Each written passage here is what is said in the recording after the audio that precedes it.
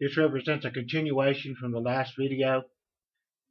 We placed a candle with a piece of paper cut out and glued to it.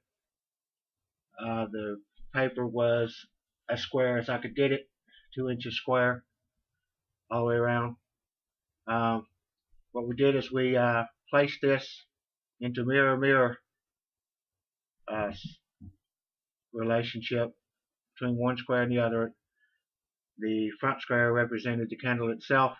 The next square in the succession represented the phenomenon that happens whenever mirror faces a mirror and reflects an object mass, or we'll get to later on an object, if I could refer to it as an object, a light source. So right now, here's what we have. Remember, we drew the square shapes as approximately as we could, given all of the minute deviations that occur with the movement of the camera, table, TV, floor, etc., etc. Actually, when I drew these, apparently these two were not lined up. You see my arrow. My arrow is right here. Actually, I tried to get the first reflected flame lined up with the actual candle itself, and it looked like it from my relative observation, but when I brought it into the paint format after drawing the lines on the TV, you see there's a slight deviation from center to center. That is, the original candle, the center of it, I tried to line the camera up to where this shifted to line up with the center. When I brought it in and did the mathematical and spatial consideration, I realized that there's a slight deviation, and we'll get to that. That's why this line is drawn here. You can see it's kind of angled. We'll talk about that here in a second. So I've accounted for that in an unorthodox way. Geometrically, I've accounted for that slight deviation and kind of adjusted the mathematics here. We work with it like this as well. We work with it with all these deviations geometrically and mathematically taken out. And so in essence, when we do the math, we're actually shifting this over to where the two perceived, and I'll say perceived centers, and I'll do this, perceived centers. We'll get to the fact that no mass object that we really observe as dwelling in a three-dimensional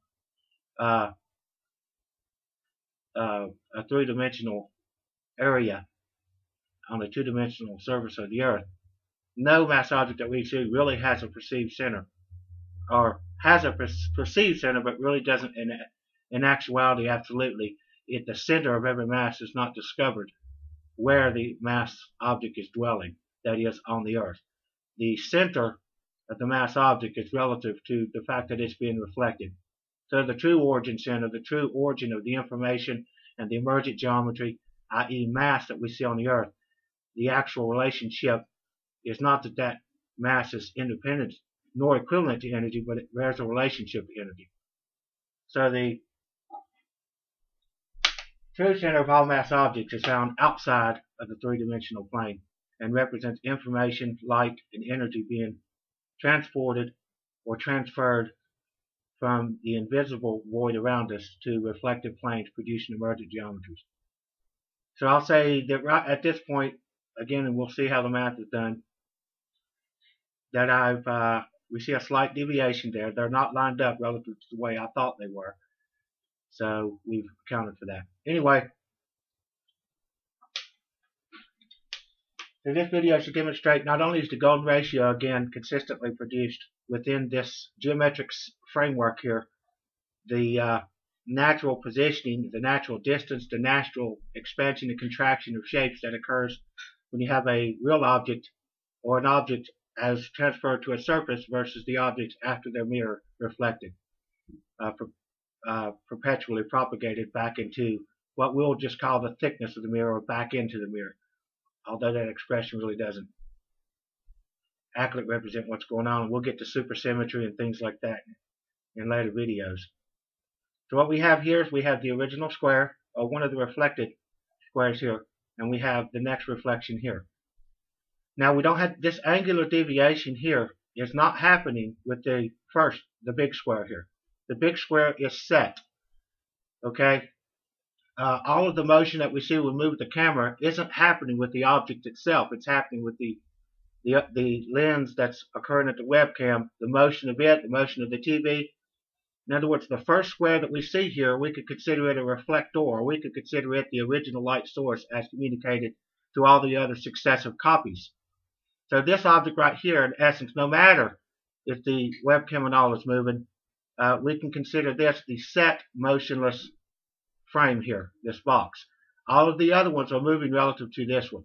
So any angular deviation away from true center or true parallelism is not really happening here. So we don't have to account for these deviations by doing anything to the length measurements on this square. All the deviations have to be accounted for with what's happening here with this square as it contracts, expands, moves, stretches, etc. relative to the motion of the camera or the TV. So we're going to account for those deviations within this square. It's precluded from necessary with this one. And I've measured all of this in pixels. So all of our math will be expressed from or resulted from pixels. We see the first square here. The first square measures 123 by 121. That is,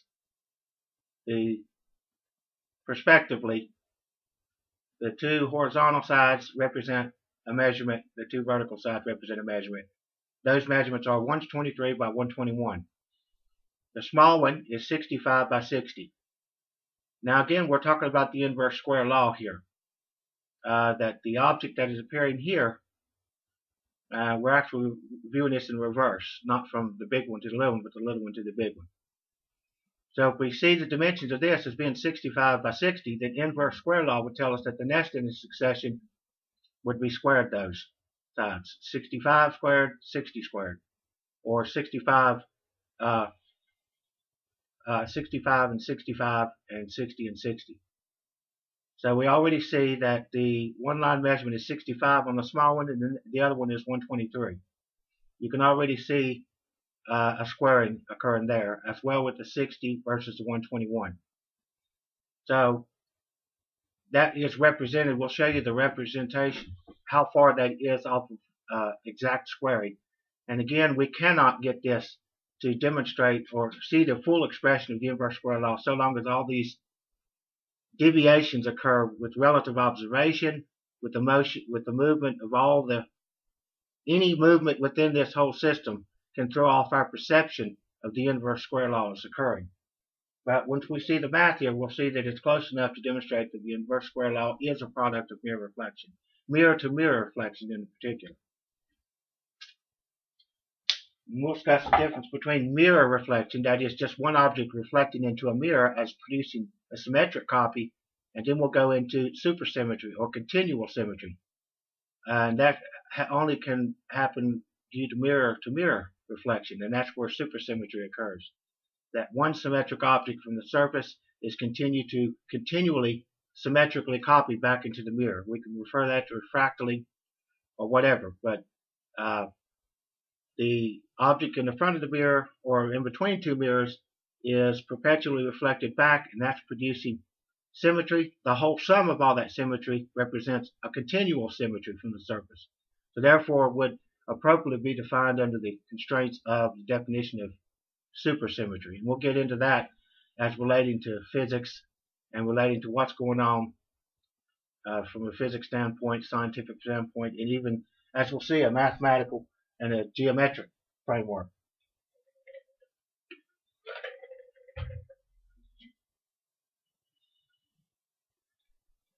You may not be able to see these letters, but I've got each corner representing a alphabetical character. And I've started here. Actually, the first most important relevant thing is the perceived center of the first symmetry to the perceived center of the copy of that symmetry, beginning a supersymmetric flow, for choice of a better word. So A equals the center, perceived center of the big square. B equals the perceived center of the seeing that we have the small square. So A to B represents that line and also reflects a slight deviation from true parallelism center to center, and we'll account for that. And given that the golden ratio appears throughout this, and if we make measurements from any of these alphabetical characters to others, we'll see that the golden ratio is expressed throughout here, as well as the inverse square law.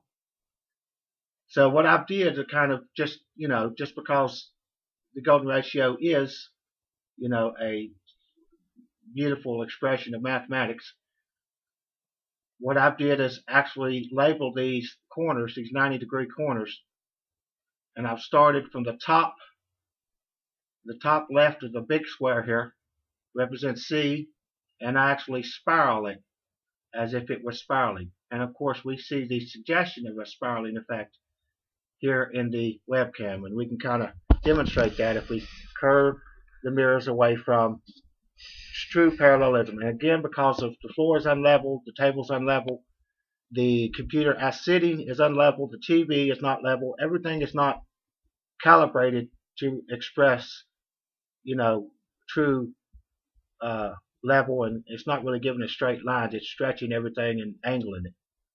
But we can see the spiraling effect. If we can see, and we have, I believe I've demonstrated the golden ratio is a constant principle related to mirror-mirror reflection.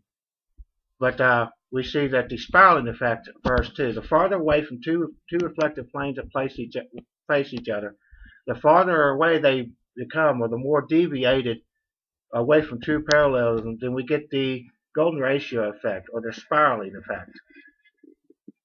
And you can see that.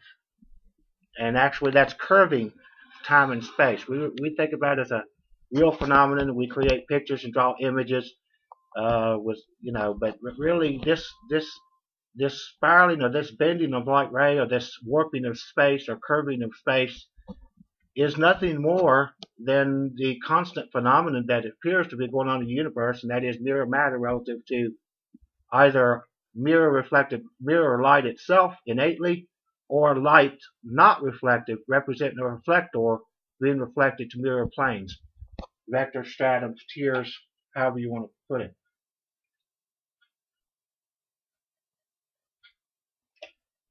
So again, we see the warping of space, the warping of mass. Because if you have, remember when we moved the candle right to left, it stretched. So what warps and what stretches mass objects? What warps and what stretches space? Within this element here, the dark black would represent space relative to each individual frame, which would represent not only space as reflected, but also whatever objects is within that area of space reflected. So mirror-to-mirror reflection can produce all of the things that we've seen in physics, or are implicated or inferred: warping of space, the warping of geometric mass shapes. All of that can be seen demonstrated through mirror-to-mirror reflection. Again, we're not referring to an object just in front of a mirror. We're referring to mirror-to-mirror reflection. And in a universal sense, if this is occurrent, as you see, just one mirror facing another, what produces, if we continue to add mirrors and start if I just set a bunch of mirrors in front of here, angled all different directions, then you would see all of this space being reflected and being bent all different cases, an infinite amount of different directions. So again, mirror-to-mirror reflection demonstrates a lot of the principles that are perceived in science and physics, but yet not fully understood. And again, this is why I believe that what I'm demonstrating here can possibly represent unified theory. And we'll get into the four forces: the weak interaction, the strong interaction, electromagnetism, as well as gravity. We'll apply the principles that we're learning here toward those processes that are occurring. And we'll determine whether or not they're just occurring with mass objects we see, or whether they're also occurrent within the invisible space that we cannot see, the dark energy or the dark matter.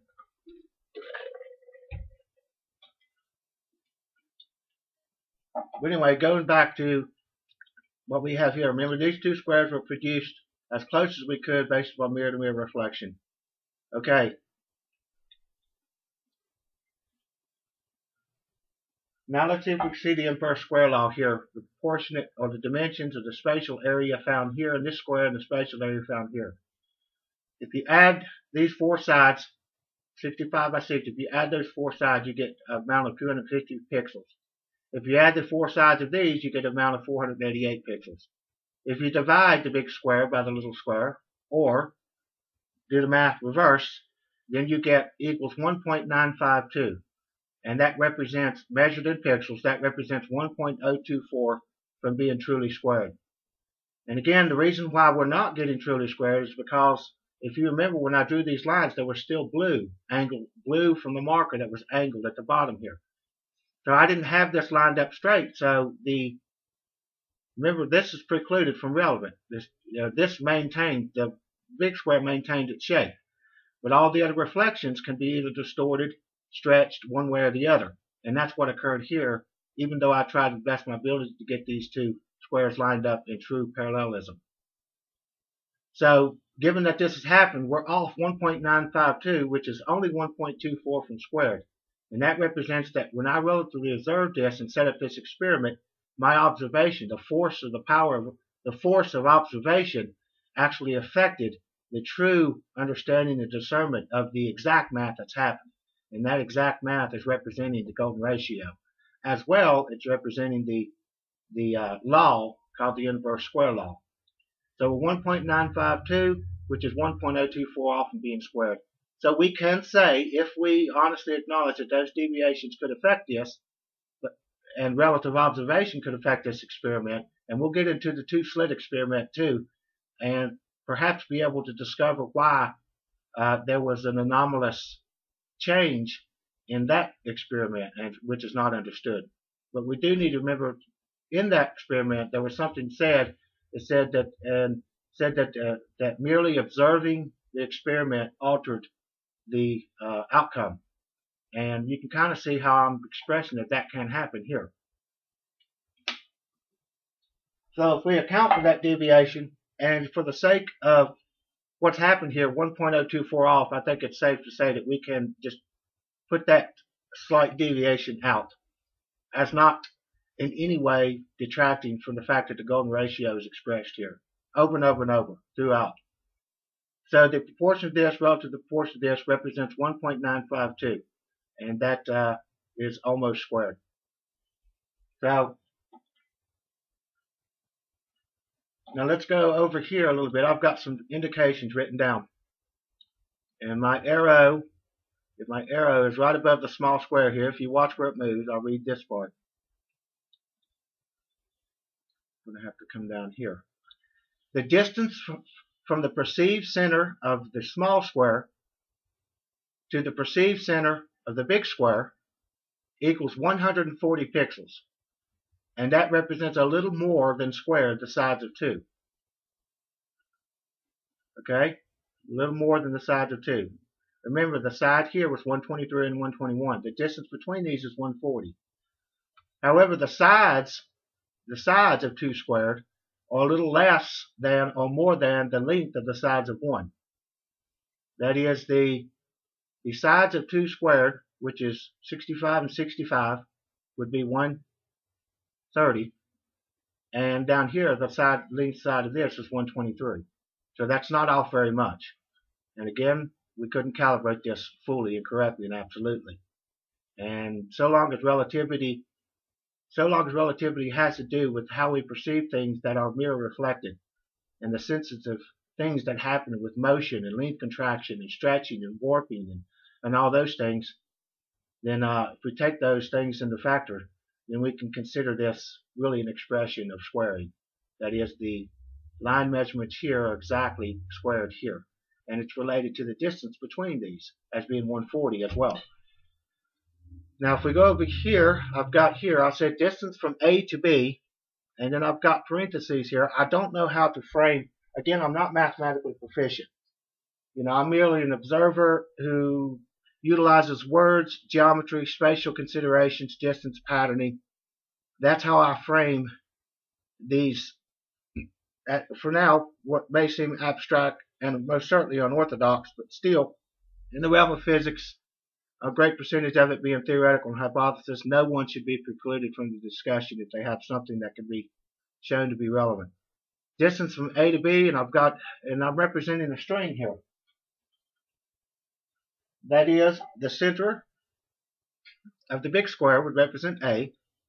The center of the small square would represent B. And this represents if we consider A as being an original object, or even as it consider A as being a light source with a certain volume of intensity. As that intensity goes to the point of B, in other words, as that intensity from the surface is dissipated or dispersed throughout the thickness, as this symmetric either light source or symmetric object is mirror reflected, then it creates a relationship, a relativity. And according to what we've seen in mirror reflection, this relativity can go infinitely. Range has no relevance. You know, what's happening here with this A object going to B, and then B going to C and D back into the mirror, it represents a constant string, a constant relationship, regardless of the supersymmetry that's produced, regardless of how many copies. Range is precluded, because as we see, this can go on into infinity as it is expressed, and that's what it seems to do when we look in the mirror reflection. This string can curve, as we see in the mirrors. The relationship between these can be curved into geometric shapes.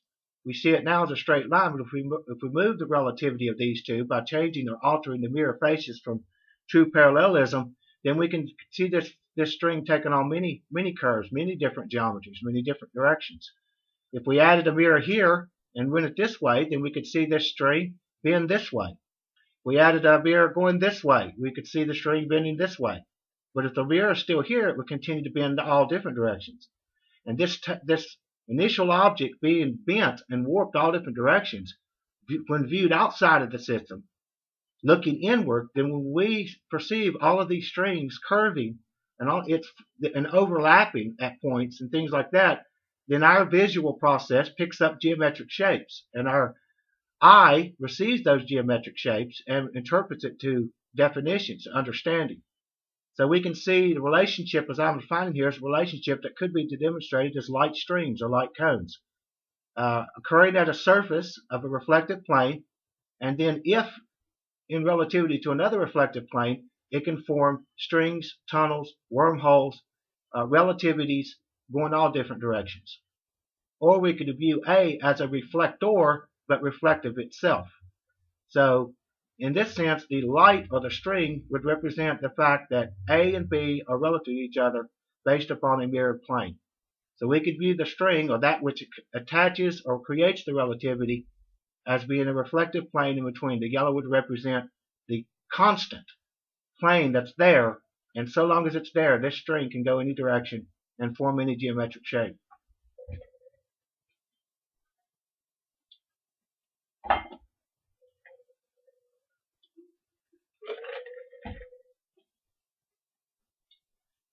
Now this just defines the relationship between. Now we could actually say, we could take out the A and put E. We could go over here, take out the B, and say M. Now we'll get into the C squaring eventually, but what's happening here is a squaring of the speed, the nature, the quality, the attribute, reversal, all of the things that happen in mirror, reverse spin, reverse, all of those things occur with mirror. All the things that we see from a macro standpoint, we see in nature, as well we see it from a quantum level and from an atomic level. So we could take the A out and put E for energy and represent this the initial candle that you saw in the picture. Visualize it as an invisible form of energy that's outside of the yellow, or outside of the reflective plane. That is, if we lost the relativity from A to B, then basically we would be removing all of this yellow and the blue dot. That is, E would not be relative to the yellow, which represents a reflective plane, and therefore its quality, nature, energy could not be transferred to the reflective plane as information, as energy, as quality, as attribute, and of course we could refer to refraction as occurring from the yellow back. Reflection and refraction. So A would be E, energy, and B would represent the first reflective or the surface reflection of a mass object. All the corresponding fractal that goes by it is part of the mass object as reflected from the point of E. And of course, all those reflections, in other words, we can imagine the first as the surface. And if we imagine and we know that these reflections go infinite, then that would mean that B, or mass, as existing on what we think is a plane surface, is actually connected to A, whether we go this way or we go that way. It's a long string, so therefore every mass object really originates at a point somewhere, whether it's found at a certain point within the infinity of space. All mass objects are not just like an apple that only has, if we're looking at it face on, it has a surface and we turn the apple around. No, the energy and the mass object is emergent and it's maintained relative to A. That means this string is always there.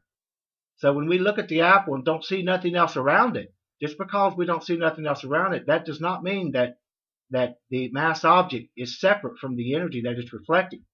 And that would also mean that the space around the apple is actually being communicated from A. So that would mean that mass doesn't represent circles or spheres necessarily, doesn't necessarily represent circles or spheres with a, with a designated spatial area that has a circumference, and then beyond that the apple stops and the energy is there. So the apple actually represents, if you can imagine the apple here, we see this red dot, this blue dot here. Now we see that as a circle, but really, remember, we do not understand and see what's happening in the yellow here, and we don't see what's happening in the red. So if we take that out, then we feel that the apple is separate by itself with no relationship to anything else.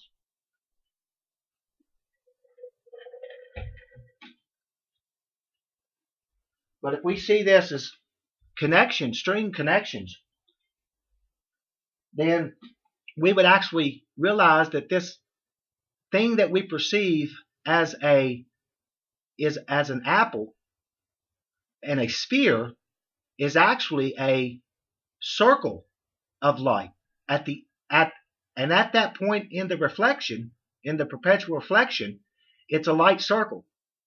But all the light circles behind it represent it too. And if we're looking in at this apple, when we look at apple, we only see the surface unless we turn it.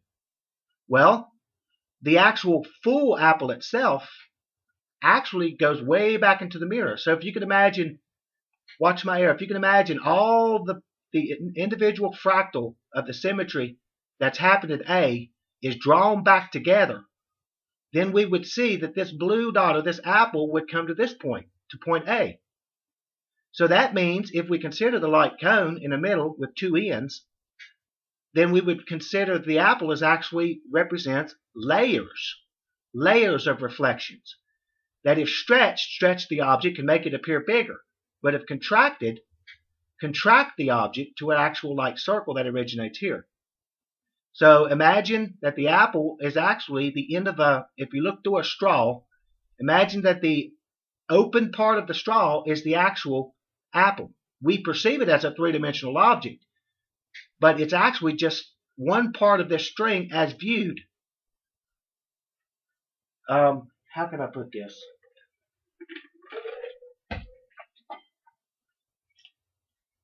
In other words, the apple represents individual reflections placed together, layers. And of course, we get into membrane theory and layering.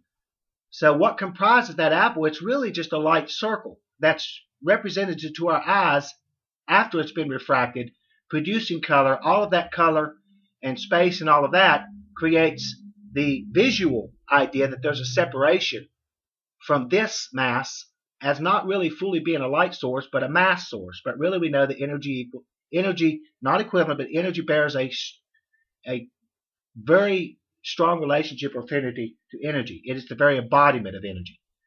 So we could consider expansion of this mass object would be if this red, light photon, atom, whatever, moves farther away from the yellow, or moves farther away from the yellow. That would stretch this line measurement, and because it would pull this line measurement, as red was moving back, The light rays would stretch.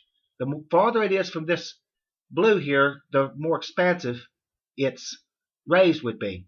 If this yellow were put up here, in other words, if the plane here were large enough to receive the light, then this, what we perceive as a mass apple, would expand, would get bigger and bigger. As it goes closer, this object here would contract. Why is it contracting? Because it's a representation of energy. It's not really separated as a mass. It's really just like circles overlapping, layered, and all of those layers together, viewed from different relative observations, gives the concept of a three-dimensional object, or the concept of a three-dimensional area of space, or a mass as separate from invisible energy, but it's not separated. So now we could visualize the apple. In other words, the apple is originating here, or the quality or the energy, taste, flavor. Actually, we're getting into what's happening in the dark space doesn't just have to do with emergent geometry. It has to do with all the quality, all the animation, all the light, all the feelings, all the everything that happens at this point is being afforded to it by this point, and whatever you want to view as this be experiencing at that point in space relative to the infinity of space. So now we can consider one part of the stream as the light source that's communicating to the apple, which is a so-called mass source, but really it's just, if we turn this blue as if we were looking down it, we would actually just be looking down an energy tube. And at that point, the apple, or part of the apple, is represented here. When we go back here, draw another blue dot, smaller and smaller and smaller. And that is what gives the illusion of thickness, of three dimensions, or 4 dimensions, 5 dimensions. As it relates to mirror-to-mirror reflections, there are infinite dimensions. Not 11, not 12, not 4, they're infinite. Based upon the fact that all of this scenario here, this system, or these properties, these processes, can be communicated in any direction, and when viewed by a relative observer can take on a myriad of dimensions. So, but anyway, as it relates back to our math here, and come over here, the distance from the perceived center here to the perceived center here is 140 pixels. And of course we see the other math here that demonstrates the addition of the line sides and all that. So let's come over here. If you take sides of 1, okay, which are one side of 1, which was 123, which is the largest side. The largest side of 2 is 65. If you divide those sums, you get 1.89, which is almost squared. Now we're seeing where the deviation, apparently the deviation happened here. So the deviation happened, let me measure this real quick.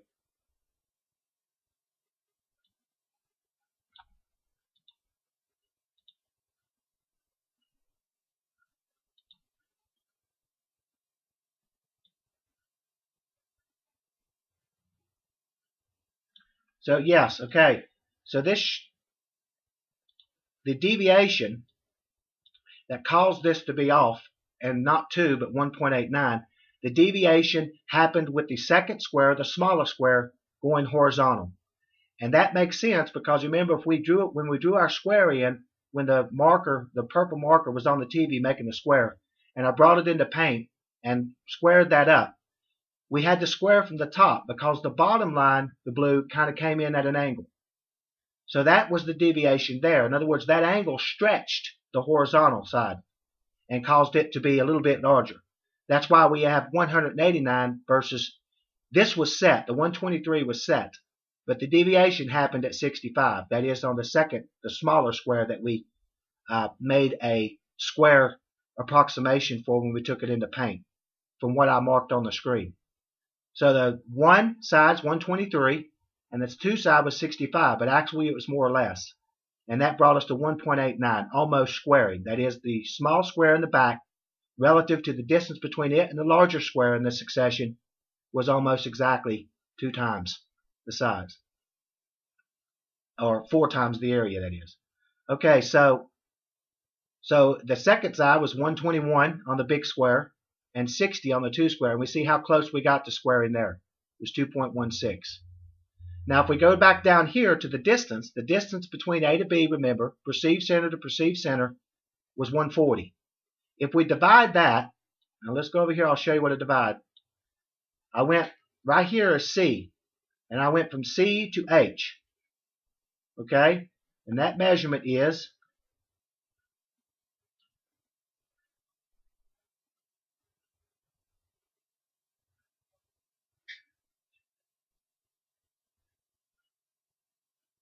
C to H equals 89.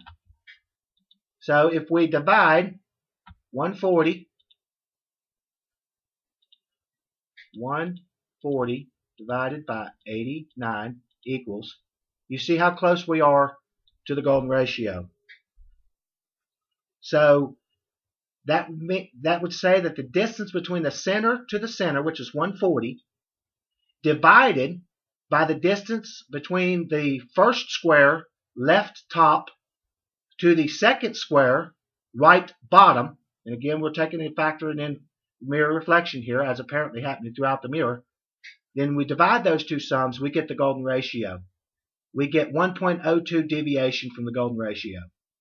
And we get, by dividing 140 by 89, we get 1.573033707886, etc., etc.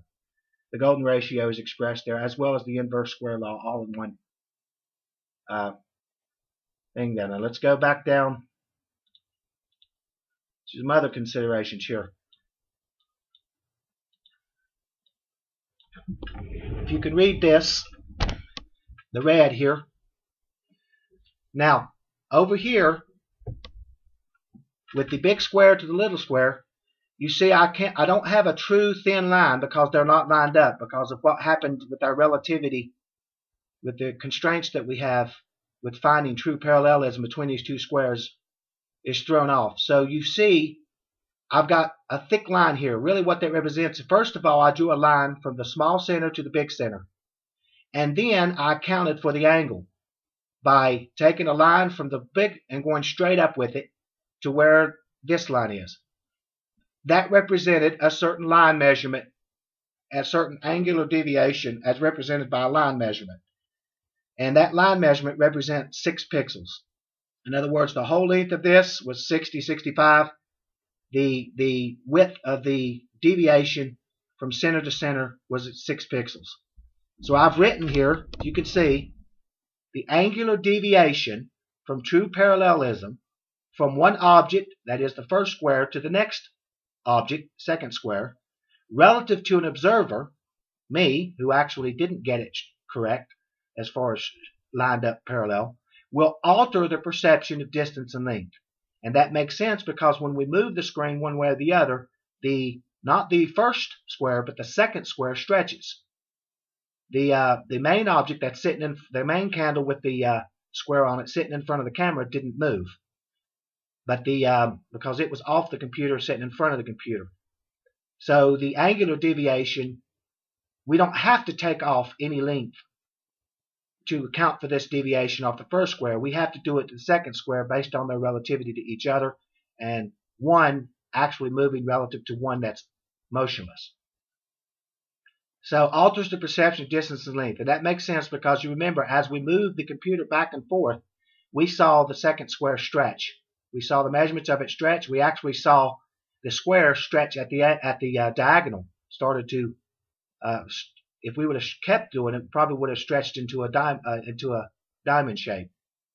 So that's what happened there. So what I've done is I've accounted for that 6 pixels away from true parallelism, and we could actually say that the 6 pixels away from true parallelism would represent an angular deviation, or a deviation from 0 up to 1, 2, 3, 4, 10 off of true parallelism. So this alters the perception of the inverse square law, and we see these altered perceptions mathematically by the fact that we're just off by a small percentage of really seeing a true representation that the inverse square law resides or accompanies these discoveries. So this alters the perception of the inverse square law, as well it alters what we're getting with our golden ratio. But again, a small percentage off. Enough to know mathematically that it is, if we could set this experiment up in a way that calibrates it and keeps it that way, then we would see the golden ratio exactly produced, and not just 1.57 or any other alternate small fractions of percentage off of golden ratio. And the first square measurement relative to the line measurement of the second square. So in other words, the motion, all the true parallelism, all these, the force of observation as altering the experiment, the force of the motion of the computer, etc., altering the experiment, we can see that the golden ratio in square law is represented here with the relationship between the first square, the line measurements, the whole square measurement relative to the other represents the golden ratio, as well as the inverse square law. And as we go on, we'll see this more vividly. Now let's go down here. I'm going to have to push this up here. Can't go any further. So I'm going to have to take this. I'm just going to take this, and since we've already explained this, and set it here so you can get a look at what's done here. Actually, I need to set it.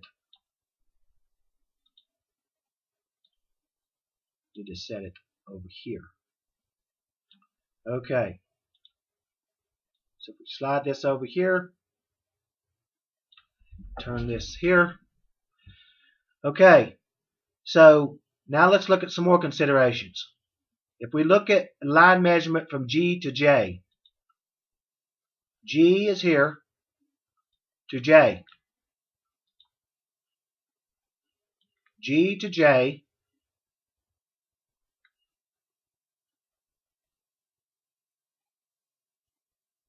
equals 169.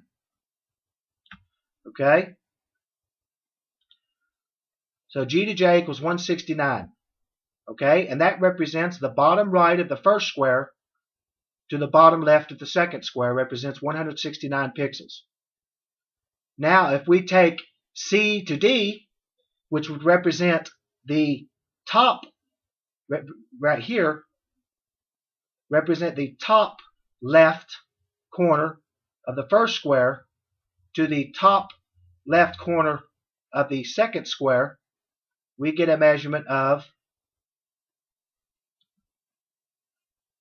108. Now if we divide CJ divided by CD, we get the golden ratio. We're off of the golden ratio by 1.03%. That is, the sum of 169 divided by 108 is 1.56481. Now the same happens on the other side. E to F, opposing corner to corner, to I to A, J to I to H, opposing. Produce the same, produce the golden ratio. Now let me kind of demonstrate, and again it took a lot of rationalizing to figure this out geometrically, but here's what I've done to try to account for the angular deviation that occurred because we did not have the first square lined up exactly center with the other. Okay, now the first square is a set. It represents, we could consider it representing the reflector as having an exact dimension that's not altered due to mirror-to-mirror reflection. So the second square, okay, and again this is actually the same square. I'm showing how I accounted for the deviation. But the first square is set. It represents the reflector. The second square is relative to and a product of square 1. Therefore, the degree away from parallelism, which represents 6 pixels, is only to be deducted from the square 2 side. Thus, 250 pixels, that was the adding of the sides of the second square relative to the paint format that I just closed out and entered into this one, represents 6 pixels. That would mean that the pixels, the full sum of the line measurements, would be 244 pixels. Okay. Okay. The other square is 488 pixels. So instead of 250, we've altered this. We've taken away 6 pixels from the complete line measurement all the way around the square to account for that angular deviation. And what we've done there is, remember, what we had to do that because when we moved this screen, the second square stretched, so it added to the length measurement. And that stretching represented an angular deviation from true parallelism. So what we did is we've taken the square that we marked, which was angularly deviated, and we've subtracted 6 pixels from that side, from those sides, or 3 pixels from the length, 3 pixels from the width. And that represents 6 pixels. So earlier when we divided 488 from 250, we got this sum.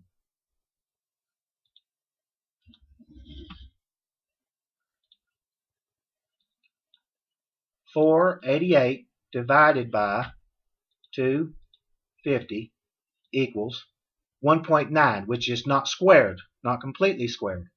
But now if we go back after we take the angular deviation, or account for that by removing a certain area of that square, which was stretched and elongated and made the area of the square, the second square, larger than what it would have been had it been parallel to the original square.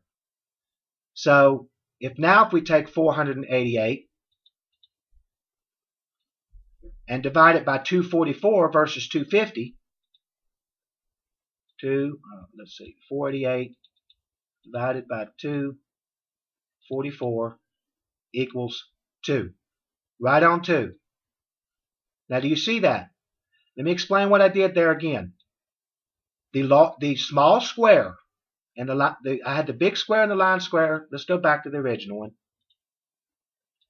I had the big square and the small square. As you see, this is exactly the way I marked it on the TV. Okay? This square right here should have been moved over a little bit to line up at the center of the original square. Okay? But remember, when I showed you what happens when you move the mirror back and forth, it stretches, it increases the line measurements of this one. Not this one, but this one, relative to this one. This, whatever this is, whether it's a light source, photon, it has a certain set dimension, and it's not affected itself innately. It's not affected out in space, out in dark energy. But once it's communicated, only its reflections are affected as to measurements, length, stretching, warping, expanding, contracting, relative to a set sum or set value or a set area of space here, or a point in space. So this point, this square, this point in space is set. All the other reflective points are a product of the motion of this one, mirror-to-mirror reflection, and it alters the perception of the geometric shape. Can change it, can warp it, can stretch it, can completely alter it into another shape if it was extremely deviated all different kinds of directions. So here's what I mean by what I just did.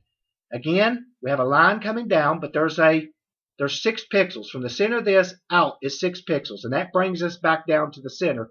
In other words, basically what we've done is we've shifted this over. But because of shifting that over, remember when we shifted it over, the line measurement got smaller.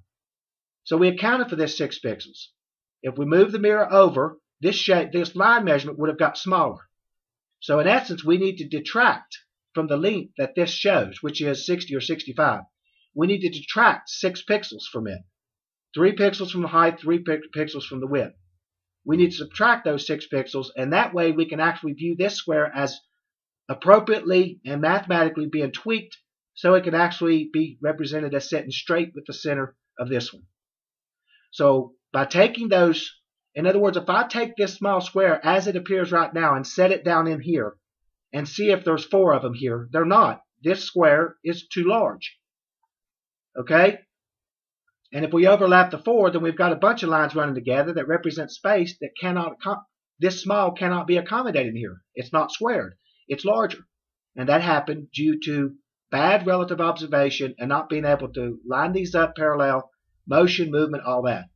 So all we have to do, in essence, is take the dimensions of the square that's wrong at this point, as not fully expressing the relationship of the inverse square law as well as the golden ratio because of bad relative observation. All we have to do is imagine that we shift this over. In mirror-to-mirror reflection, we saw when he shifted, the line measurement shrinks. So basically, when we shift this over, then these 6 pixels are going to shift toward the center. It's going to lose those 6 pixels, and therefore we're going to line up with the center of the original square. So what I've done, I've geometrically removed those 6 pixels, and here's how I've done it. Let's go back to the... Okay, what I've done here is I've taken the square and I've wrote over here, subtract 3 pixels from length, 3 pixels from width. Because as this square moves closer to this, or this mirror moves closer to this one, this object moves proportionally, grows proportionately. Distance expands, contracts proportionately. Inverse square law. Golden ratio. We'll put the golden ratio aside for now. We've demonstrated that quite irrefutably, I believe. But as this object moves closer, the whole, not just one side of this goes in, the whole value of this square, the second square here, contracts equally, evenly all around. So if we have 6 pixels deviation here, we cannot just account for those 6 pixels by chopping one side of this square off 6 pixels. We have to account for that by going 3 pixels for the width, 3 pixels for the height. So I did that here. I've measured down 3 pixels and I've took away 3 pixels, and I've measured down 3 pixels and I took away 3 pixels. And that draws this square back in to where it would have appeared had we been able to set this experiment up to where the first candle was exactly parallel or in front of or straight forward with the second one. So we take this off, draw it in. Now we take this square, and I've showed in my own form of math. Again, I don't know how to do all the math, how to set math equations up. I can only express it and draw it visually or geometrically. So what I've done, I've demonstrated that this was the original square size. Remove this. Remove the 3 pixels, 3 pixels. And we have a smaller square that appears. In essence, what's happened when I did this is you can just remove this blue thickness. We've now shifted this back into true parallelism with the first square. And what's produced is this. I've taken the original square after this is altered and set it in here. You see this line is almost on the center. We still have a deviation. Again, there's no way I can get all of the slight nuances of deviation out of this experiment. There's just no way. So we see there's still, and it seems to be about 3 pixels width horizontally to get from the center of the side of here to the center. There's still a slight deviation.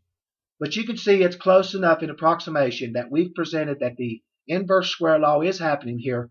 And from the small square to the big square, I can fit almost 4 squares from the 4 of the small squares into the big square.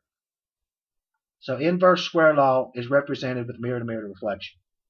And we'll go beyond this and go deeper into these phenomenon as we continue to bring everything imaginable, all-inclusively, everything that they've discovered, theorized about, the theory of relativity, special relativity, second law of thermodynamics, entropy, gravity, electromagnetism, relationship relativity, energy to mass relativity, emergent relativity, supersymmetry, symmetry, all of those things, if we bring it into this discovery here and apply it and look really closely and do experiments and observations, we'll find that this may represent unified theory or unification as it's referred to. And we'll go beyond and continue to draw all these physics things into the discussion relative to these experiments gradually through these succession of videos. I hope you enjoyed this and appreciated this. We'll see you in the next video.